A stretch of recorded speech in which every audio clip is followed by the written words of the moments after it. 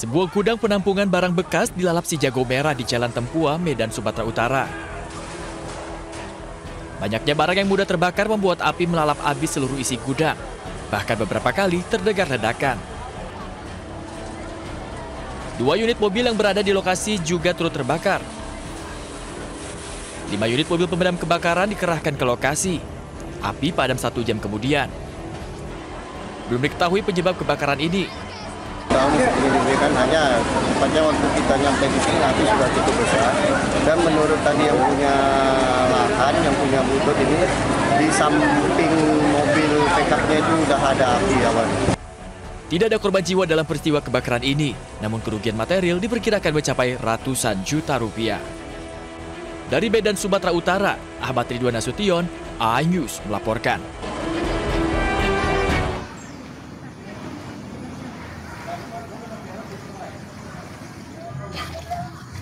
Banjir dengan ketinggian 50 cm hingga 1 meter masih merendam perumahan utama Kadujaya, Kecamatan Curug, Kabupaten Tangerang, Banten pada Selasa malam. Sementara sebagian warga memilih untuk bertahan di sebuah rumah kosong yang dijadikan tempat pengungsian sementara. Selain bantuan makanan siap saji dan obat-obatan, warga juga membutuhkan pakaian layak pakai akibat pakaian mereka yang terendam banjir. Selain bantuan makanan siap saji dan obat-obatan, warga juga membutuhkan pakaian layak pakai akibat pakaian mereka terendam banjir. Ya mungkin kalau untuk saat ini ya hanya makanan mungkin lah di situ. Selain makanan, apakah ada semacam kayak Pakaian ya. pakaian atau apa alat pembersih? Alat pembersih sebenarnya butuh, alat pembersih itu butuh. Meskipun terbilang surut jika dibandingkan pada Selasa pagi, warga masih harus beraktivitas menggunakan perahu karet akibat tingginya genangan air. Dari Kabupaten Tangerang, Banten, Aibarani, iNews melaporkan. Pemirsa, kita awali informasi iNews pagi dari banjir yang masih mengepung kawasan perempatan Outer Ring Road Puri Kembangan, Jakarta Barat hingga Selasa malam. Pengendara sepeda motor yang sulit melintasi banjir menyebabkan arus lalu lintas padat.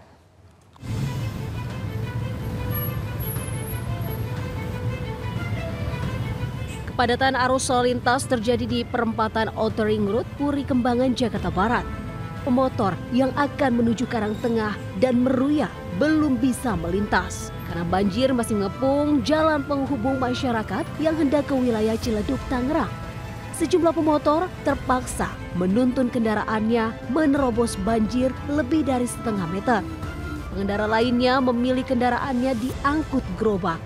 Petugas mengimbau kepada pengendara untuk memilih jalur alternatif ke Ciledug dengan mengarah ke Jalan Kembang Kerep. Sementara untuk mengatasi banjir, 3 unit pompa portable dengan kapasitas masing-masing 100 liter per detik dikerahkan untuk menyedot air dari jalan. Untuk banjir yang ke arah Karangtengah, terutama di Karangtengah, ke arah Ciledug itu, kendaraan roda 2 belum bisa melintas, mengingat kedalamannya masih mencapai 60-70. Kalau untuk alternatif, bisa melintas melewat jalan Kembang Kerep yang akan Meruya, bisa naik langsung ke arah Meruya. Banjir masih merendam perumahan Ciledug Indah 2, Tangerang, Banten.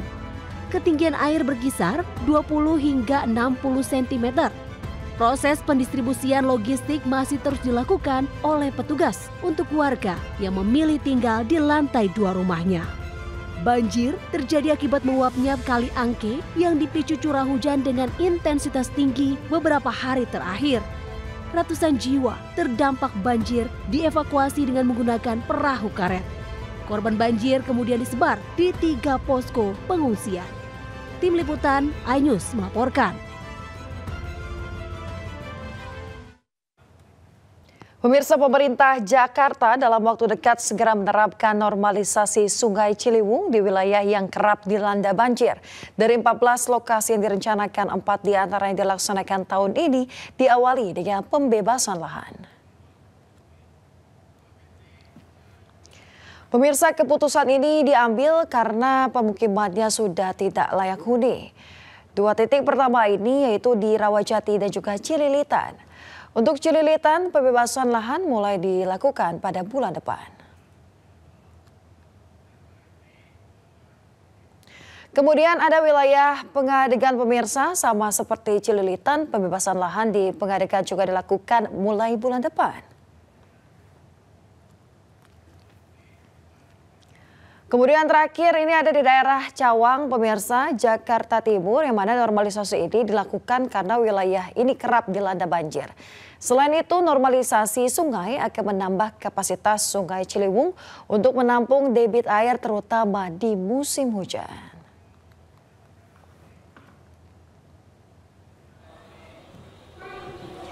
Sementara itu pemirsa, untuk banjir di Kebonpala Jakarta Timur sudah berangsur surut, ketinggian air mencapai 40 cm.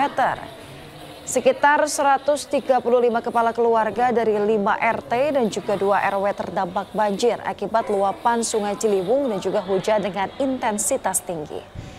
Kebonpala menjadi salah satu wilayah paling rawan banjir karena hanya berjarak 600 meter dari bibir Kali Ciliwung. Selain itu, warga juga telah menerima bantuan logistik dari Kementerian Sosial berupa pakaian dan juga bahan makanan. Adapun ketinggian air sudah berangsur menurun hingga 40 cm.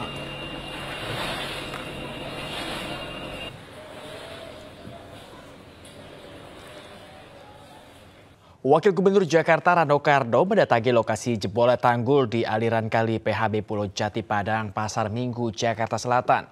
Rano pun memastikan akan secepatnya melakukan pembenahan.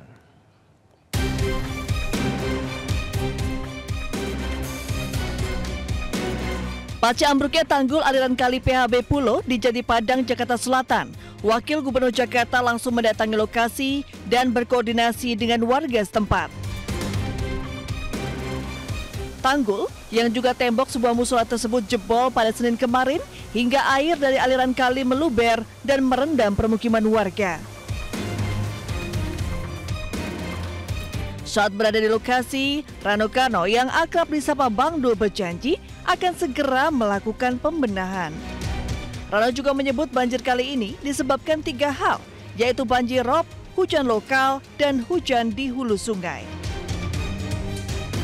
Makanya petugas kita hari ini akan kita perintahkan untuk segera membongkar dinding itu. Beberapa wilayah pasti berbeda-beda, gitu loh. Untuk antisipasi kedepannya gimana Bang Dul terkait adanya banjir selama seminggu? Yang secara general kita akan melakukan modifikasi cuaca. Ya, udah 2 hari ini kalau mungkin teman-teman nggak lihat bahwa kita kerjasama dengan Angkatan Udara, kita menebar garam di langit sebetulnya. Tapi memang karena awan ini kan itu kumpulannya besar, jadi kita hanya bisa membagi di beberapa wilayah. Cuaca ekstrim masih mengintai kota Jakarta. Warga di bantaran kali maupun kawasan langganan banjir diharapkan untuk tetap siaga menghadapi datangnya air. Dari Jakarta Selatan, Den Helmi Sajangbati, iNews melaporkan. Pemirsa, Gubernur Jakarta Pramono Anung merenungi banjir yang melanda di sejumlah wilayah Jakarta dan sekitarnya. Selain itu, Pramono Anung juga meminta maaf kepada warga yang terdampak banjir dan mengatakan banjir yang terjadi di Jakarta tidak hanya disebabkan tingginya curah hujan, tetapi juga air kiriman dari wilayah hulu. Usah malu untuk meminta maaf kepada warga, karena itu adalah apa? Ini bukan sesuatu yang kita rencanakan. Kita akan bekerja keras dan saya akan bekerja keras untuk itu, berpikir bagaimana menangani ke depannya. Termasuk dalam kesempatan ini saya minta koordinasi antara Bina Marga dengan sumber daya air, terutama untuk mengatasi tali-tali air dan sumbatan-sumbatan yang ada di sepanjang saluran air yang ada di Jakarta ini. Pemirsa, banjir masih berendam di 6 desa di Kecamatan Teluk Jambe Barat, Kabupaten Karawang, Jawa Barat. Akibat posko yang penuh ini, pemirsa, warga terpaksa mengungsi di pinggir jalan.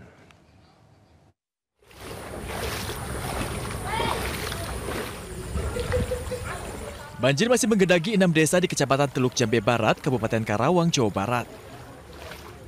Banjir akibat luapan Sungai Citarum dan Sungai Cibeet ini membuat air menggenang hingga 2 meter. Meskipun genangan air terbilang cukup tinggi, namun sejumlah warga masih bertahan di rumahnya.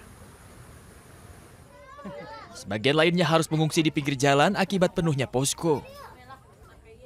Bapak ini ngungsi di sini?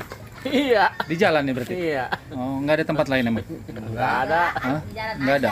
Di jalan aja? Iya. Kenapa nggak milih di desa atau di mana tempat lain? Penuh di Penuh? desa. Oh, penuh. Nggak ada posko. Nggak ada sini ya? Diketahui wilayah ini telah menjadi titik langganan banjir akibat luapan sungai sekitar. Banjir di lokasi ini biasanya surut setelah 5 hingga 6 hari akibat tanah yang cenderung rendah. Dari Karawang, Jawa Barat, Rudi Setiawan, iNews melaporkan.